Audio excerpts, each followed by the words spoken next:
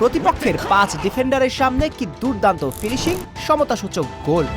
পরেরটিতে প্রতিপক্ষের ২৯ বছর বয়সী গোলকিপারকে মায়ামি ক্যাপ্টেন চোখে ধাঁধা লাগিয়েছেন। সত্যই এই মেসির বয়স ৩৯ তো, নাকি সেই ১৯-এর তারুণ্যই আছেন এলএম10? জাদুকরের ওই বাপা সময়কে থামিয়ে দিয়েছে। কে বলে এই মেসি অবসরে যাবে? এই মেসি তো আরও একটা বিশ্বকাপ খেলেই ছাড়বে। এটা ঠিক যে সংখ্যার হিসেব নিকেশে মেসির বয়স ৩৯ পেরিয়েছে।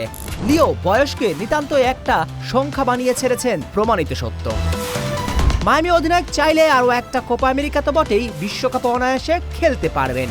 কারণ ৩৯ বছর বয়সে অন্যরা যখন বুট জোড়া তুলে রাখেন, তখনও মেসি গোল করছেন, গোল করাচ্ছেন, দলের জয়ের মধ্যমণি হচ্ছেন। লিগস কাপের শেষ ম্যাচেই তো ইন্টার মায়ামির জার্সিতে আবারও লিও ঝড়।